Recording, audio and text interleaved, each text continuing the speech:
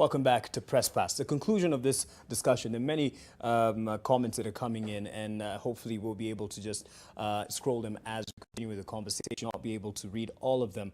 But we've talked about the safety and perhaps not conclusively. And I don't know, after this particular talk and raising the issues, whether you've changed your minds about doing this particular exercise, Gavara and Gaitho, but I perhaps won't get you to say yes or no because you might be arrested right outside here for obstruction. I want to be counted. You want to be counted? And I've been waiting for them. Okay. I waited the whole Saturday night. I didn't go out. I sat. You didn't have a choice? Yeah. They didn't come. And I didn't sleep either.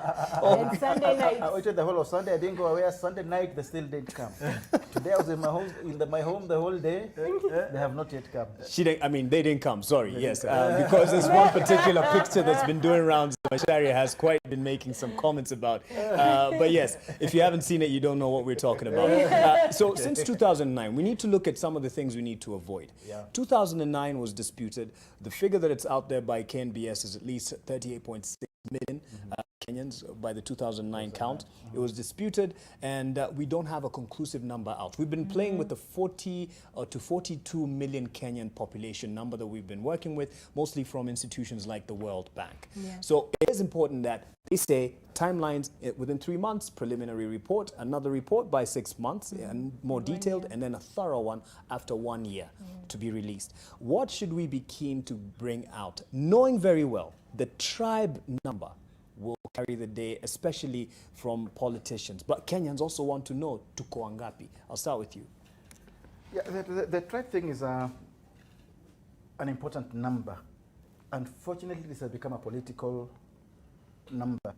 I saw a write-up the other day counting tribes and how they have fared in the last 4 or 5 censuses. So-and-so was number 1, so-and-so number 2, so-and-so jumped from number 3 to number 2, you know, that kind of narrative. And unfortunately, when that comes up, then you think of, are we sharing resources, national resources, equitably? Are our people getting enough government jobs because we are number 3 or number 4 or number whatever? Yes. That's a kind of question that comes up, rather than real questions of social and economic importance. So what I would want to know is not so much about tribe. In fact, I do wish we did not have to give tribe on the questionnaire. But they say we don't have to, but they still insist on it somehow. That we get numbers which are important for social economic development. Yes. Because that is what really matters. That really is what the census should be about. Of course, it is important to know the number of people in a certain location, locality, region, or whatever. But then again, when we come to that, you find politicians coming into, and they will do whatever it takes to inflate the numbers in their constituencies, because they think that gives them bargaining power politically and also wins them more in the share of development resources. So when you have those politicians telling people to come and register at home, and you wonder, a fellow has lived in Nairobi or Narok or Meru all his life, then you want him to go back to be counted in a place he hardly ever goes, because that's where he was born, or that's where his parents were born. It doesn't make sense. I think as Kenyans, we have moved from our villages. But let's be practical. Politically and with the vote patterns, it is used. And there are some... That is not for the benefit of politicians. Yes. Not for the benefit of individuals. And that result, the conclusive result, perhaps will come out just under 2 years before the next election. It will be next year, August. That's when it will come out. And people will want to hear. But from a data background, what are the extracts you think we can get that are very important to the Kenyan, and how can we make it attractive to our audience? So I've been looking at the KNBS reports for 1999 and the previous census, 1999. And I've been looking, they've been playing around with the number of 38 million. And I guess they are bright enough to continue playing that number, 38 million. So that now when you look at the numbers, then it adds up. You know, you have to massage the numbers so that they can add up. But what is more interesting, and what is of more interest, is looking at the internet access looking at the education levels, because in 1999 you see that 59,000 people had graduated for their masters and their PhDs. Around 1 point something million had completed their undergraduate studies. If you look at the mobile penetration by then, the people who had access to mobile phones was at it was almost balancing. There was 17 million and there was 13 million, almost balancing somewhere. I don't know, they had put either 17 or 13. I'll have It's to for look 1999. At the yes, 1999. If you look at the computer services, access to computer services, it was around 1 million people who had access to computer services. Internet access was 1 million or 2 million people. Like 30 million people had no internet access. You look at the most interesting one is now looking at jobs. And I didn't find out from the jobs section, but I'm waiting to see what they'll talk, because that was one of the questions they were asking, and it was a long list of questions in terms of jobs. Are you employed? Or there's one interesting one. They were asking you, if you're not employed, are you looking for one, or you're just satisfied the way it is? So I guess those are some of the things that us as journalists, we should be focusing on. How do you make that attractive to, I mean, it matters to you, why? How do you make it? You make it attractive in that, like right now, we CAK says, Commissioner of, it's Communications Authority Authority of Kenya, yes, says that we are at 90% mobile or penetration. Mobile penetration. If you look at the census data, then we can be able to compare and find out and check out the truth. Because like Gaitho was mentioning that we are at 110%, but I guess we need to know the real figures. We really need to know the real figures to make the right decisions. Because without data, then I guess we'll just be planning for the sake of planning and for the sake of politicians. And let me give you a good example. There's one example that we were given, like when with the National Drought Management Authority, and that was like last year. And they were saying that the governors were coming to them and telling them, no, my county, we have drought in my county. But the NDMA would show them the map, and they would tell them, look, your county is in green. Yes. This is the county which is in red. Then they would keep quiet. So with the data, we can be able to silence those people. Oops. Sorry. My Hope your mic is not off. Yes. Just as you check on that, as Patrick is trying a career in being in a technical team, Patrick, for instance, the tribal number comes out. It's disputed by many, whether politicians and their followers. What does that do trickle-down effect, in terms of trickle-down effect, to the authenticity of the data that then Winnie says is important to us? I think for me, the whole tribal question, it is problematic. I'm not sure why we're collecting that data. Given, I mean, and I've written about this several times, that I mean, our tribes are essentially artificial entities, you know, sort of legacies of our colonial periods, if you will. You know, and I think that the fact that we keep entrenching the idea of a tribal identity, you know, for me is problematic. And if you think back to the 1999 census, you know, they asked the question about tribes because they didn't like what they got. They never released the data, you know, on that particular question, you know, and we didn't collapse, you know, for it. So I'm not sure why we insist that it has to be collected. And I think you're right when you say that politicians will play games with those numbers. And if they don't like what's there, then it gives them an opportunity, or it gives them a gap which they can utilize to essentially try and delegitimize the entire census. Yes. You know, and to say it is not accurate simply because this one number I don't agree with. You know, and then thirdly, I think the numbers of tribes then sort of presuppose particular election outcome. Yes. You know, and there is this idea that the perception itself then becomes reality, drives the reality. Everybody remembers the whole talk of tyranny of numbers, etc. You know, and the same thing that can be put to effect by simple numbers on tribes on these databases that we should really be careful about. You know, as Macharia was very right when he says that politicians will use this as their bargaining chip. It's all about them. This is not a number that's going to be useful, you know, for the rest of us. It's really about the politicians, and that's why it's there. And I think we really need to sit down and have national conversations about what it is we want. What's the sort of information we want, and why do we want it?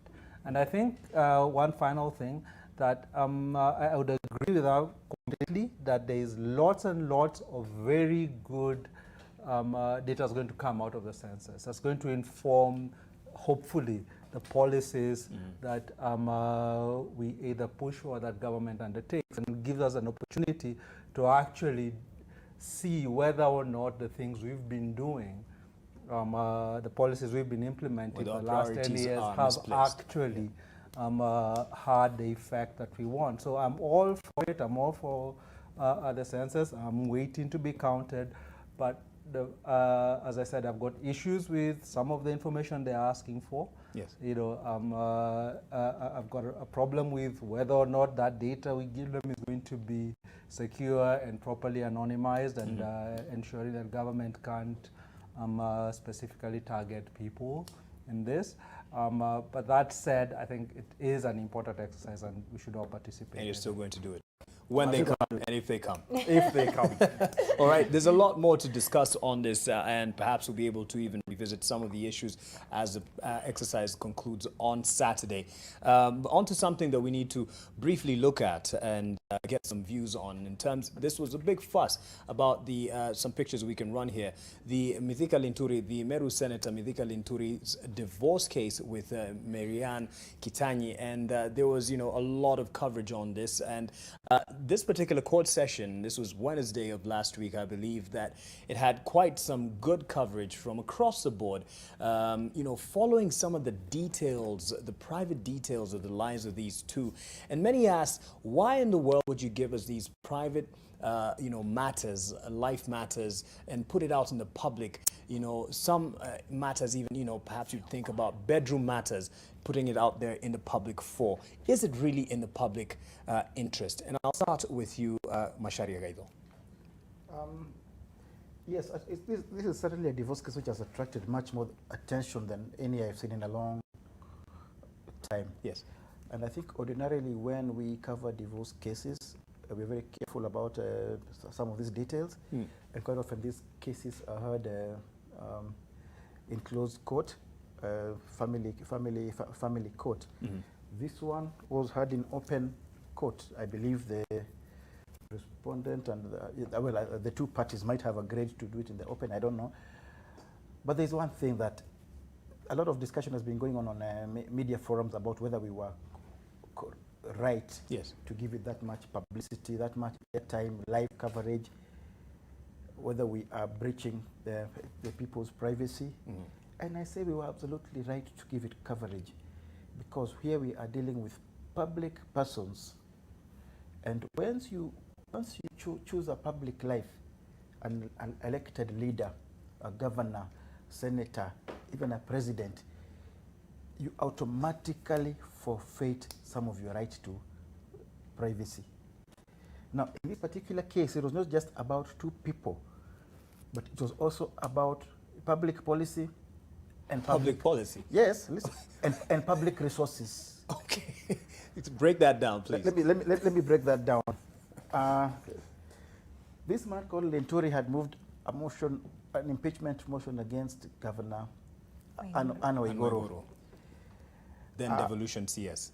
Yes, she was the devolution CS.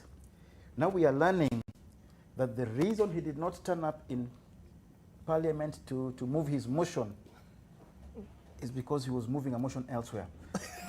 Okay, if that's what you're going to call it. I'm trying to be polite. Okay. Yes, somewhere in Naivasha. Somewhere in Naivasha. Yes. Okay. Now, we also know that this Marian Kaitane, she was at the time serving as a Chief of Staff. Chief of Staff of the Deputy President William Ruto. And she was the one who was detailed to get him away from Nairobi. Yes. Okay? At least not to table the motion. That's as the story goes. To get him away from Nairobi. But there's also a story, I think, which has still not come. I hope it does come out. Okay. We all know why Marian Kaitane lost her job in the Deputy President's office. It was because she was accused of diverting public funds to the tune of 200 million to buy MPs so that they vote for that motion. So I'm still trying to figure out, will we, in the course of this case, find out which side was she on? On the one hand, she was supposed to be bribing MPs or buying MPs to vote for Linturi's motion. On the other hand, we're now being told she was the one who was used to get him away from Nairobi so that the motion collapses. So that's the public interest aspect. It's a public interest, it's public resources. Okay, and yeah, that's your view. For you, Winnie, you laugh as he gives his perspective. What's yours? Mine have been in groups where people have been really talking. I mean, like the scribes group, and it's intriguing to know what was happening behind the scenes, because all of a sudden we saw Waiguru's case just disappear, but now this lady Mary Kaitane has brought it back. I mean, she's brought it back in a different light. Now we know what, you know the puzzle. Now we can, from the jigsaw puzzle, now we can place who went where and who did not and who was involved in a particular Should we still say scandal. allegedly? Allegedly. Okay. I mean, Mary Kaitane says it's on record. Once you say she said it, you don't have to say allegedly. Okay, all right. Okay, go ahead, Winnie. Yeah. Okay, just in case we don't get NTV sued. Yeah. Allegedly.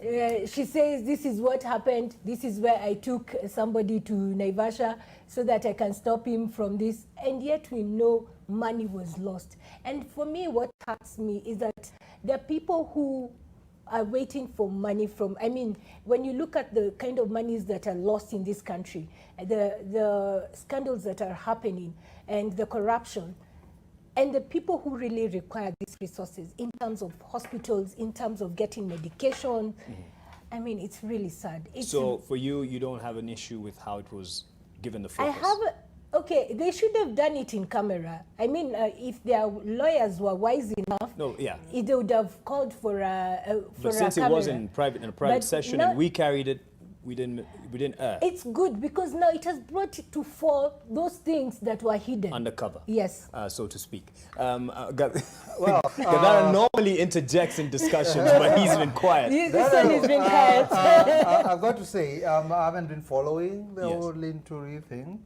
And it's only when you invited me that I actually sort of tried to spruce up on what's. But what I've noticed is the tone of the reporting, which I thought was quite sensational. Really? You know, I think it was very much about the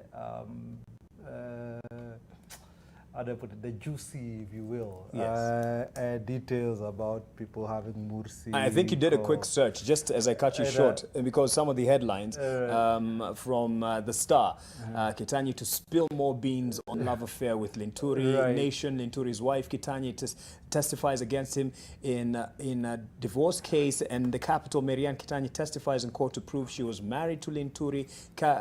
Let's go to another one. Standard, our love with Senator Linturi was brewed at Ruto's office. Yeah, you know, so for me, again, I think the media would have been better served concentrating on the public interest aspects of the things that were revealed, and there were.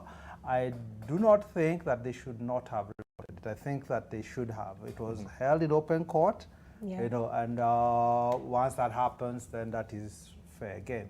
But it is a tone with which I think, from what I have seen, with the proviso that I haven't seen everything, that the tone that I tend to get from how it was covered. And I think it is kind of telling, because the same thing that you see, even going back to the discussion we had before about the census, the coverage of the census, that you'd have a story like, I think it was in Nairobi News, when they were talking about the issues that Kenyans have with the whole thing. And the focus was on these guys were saying they're not going to watch their football, or the bars are going to be closed and we're going to go over the border, etc. But it neglected the very real issues that that other guys on the same forum were raising about privacy, etc. That was not being discussed. So I think the media tends to gravitate towards what is sensational, towards what is dramatic, if you will, but many times at the expense of what is substantial.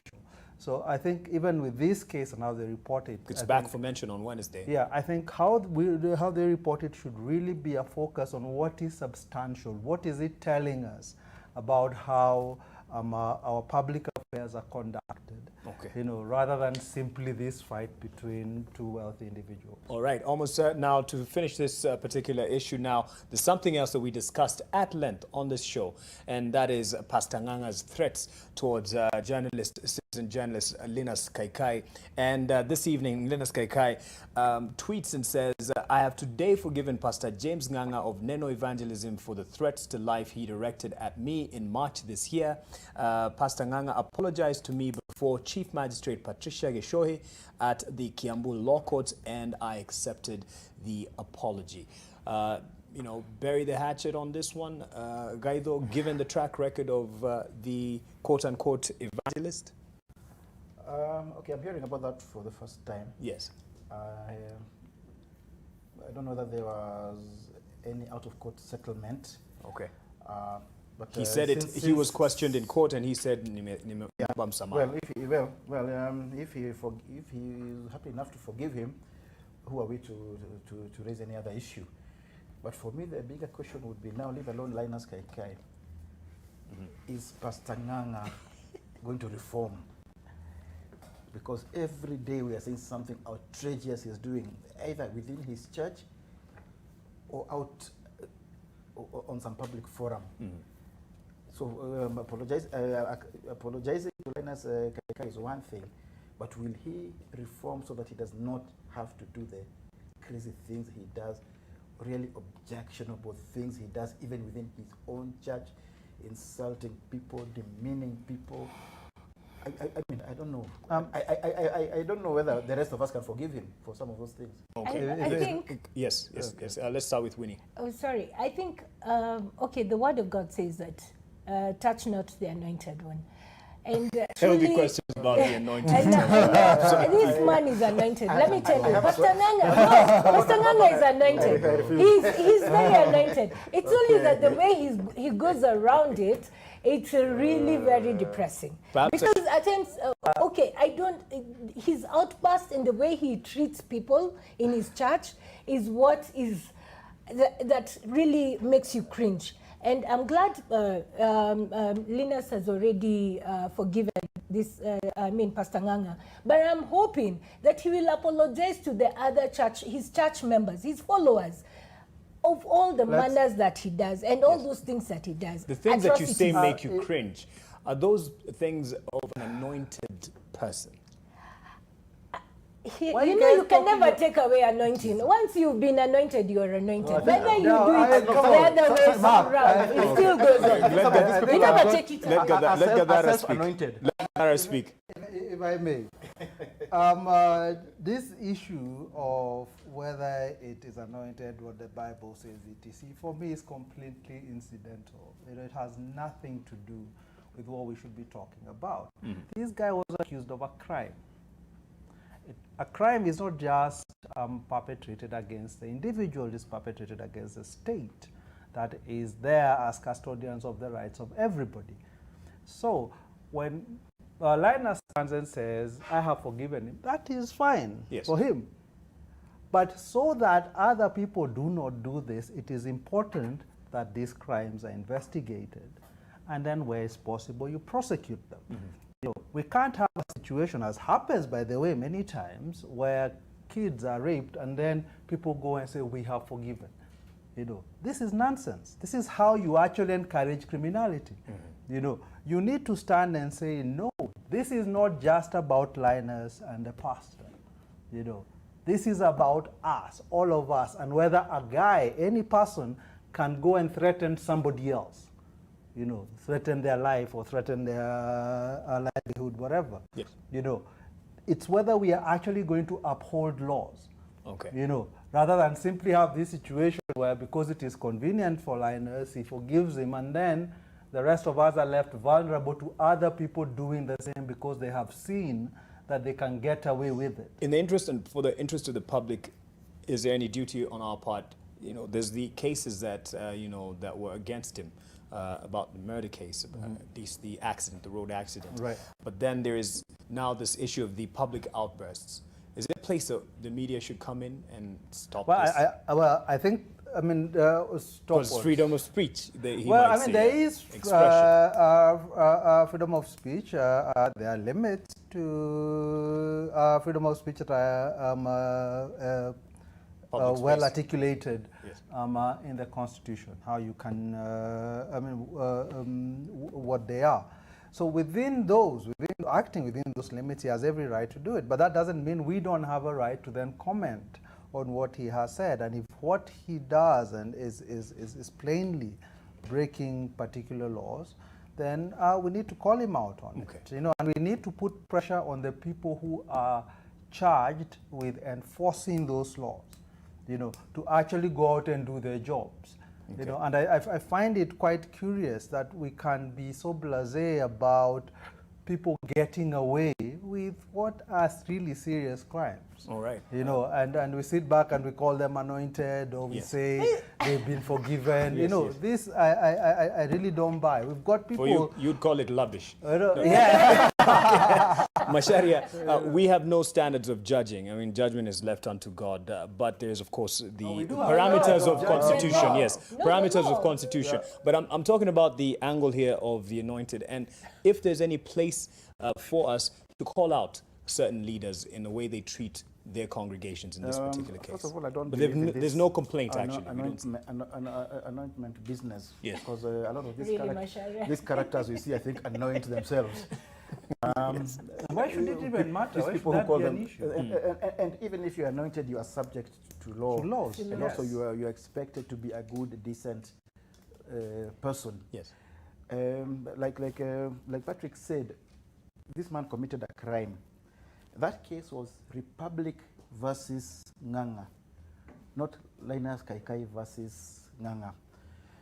But we can also accept that if the person who is the complainant withdraws his complaint, then there's very little that the prosecution can again, hang on to. I really don't buy that. You file a complaint to make a statement. If that statement can be used. Yeah, it happens. anyone Well, else. if the complainant withdraws his his complaint, I would assume there was a But problem. it's the state that's a complainant. There There may have been a settlement. I would assume there was a settlement. Yes. I don't know. But you can't. But the thing, The Criminal family still cases. agrees. yeah, that's my point. but the thing There's is still this: crime this, for justice. this man has.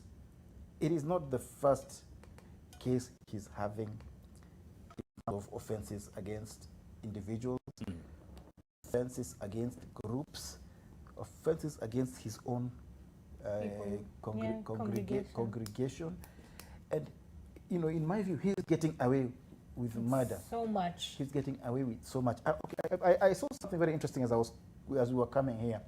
Some members of his congregation, male members of his congregation, have sued him, demanding a retraction and apology for his threats and insults, and particularly for words questioning the size of their members. Yes.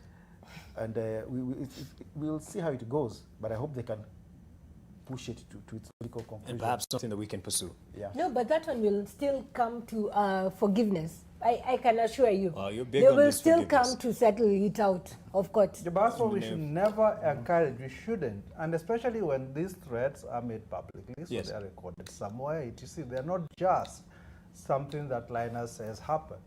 You Right. know. Forgive me for cutting this discussion short, no pun intended, but we have to end it here. And I'd really appreciate the time that you've given terms of discussing the census. We've spoken a bit about the Linturi divorce case, but then there are more public issues that need to be addressed. When the case is back for mention on Wednesday, these are some of the things that we need to look into, not just the juicy details of getting people's eyeballs. And perhaps something to pursue in the suit that some of the congregants of Pastor Nganga's church are putting forward, if perhaps that is something that they're going to pursue. So thank you, Patrick Gadara. Thank you, Winnie Kamau. Thank you, Macharia Gaitho. Let us all forgive each other if we've wronged each other in this conversation. But a lot of important, I have forgiven Patrick. for what he's been doing online, demanding some answers. But yes, we have to also wind up with something that we've been keen on, that is the international radar. And this is just to look at some of the big headlining stories internationally, touching on the profession. And this is actually picked from Al Jazeera. And a Mexican reporter has been found dead in his home, making him the 12th journalist killed in the country this year, according to Mexico's human rights watchdog. Nevith Condes died as a result of being stabbed several times, the state prosecutor said on Saturday, adding that the case is being treated as a homicide. Now, Nevith, 42 years old, also went by the name Nevith N. He ran the local news site El Observatorio del Sur. On his website, he posted stories that led to him being at odds with the local government, resulting in several threats over the last year. The Mexican National Human Rights Commission condemned the murder in a statement and called for an independent investigation into his death. And it added that he requested federal protection because of the threats. This was before his death. Now, this is, of course, from the human rights. Again, they say with this homicide, there are already 153 journalists killed since 2000, the year 2000. And 12 so far in this year, and of course a worrying trend from Mexico. Actually rated one of the most riskiest place for journalists to operate, and we definitely hope, actually first of all, condolences to the family of Nevith, and we hope that things work out better for the journalists in Mexico, worldwide basically, whether it's a threat from an apostle or an anointed one, or actual threat from the government, that we get our space to work as journalists. Thank you for watching Press Pass, and thank you to the team that made this possible, and to my panel. May you have a good night.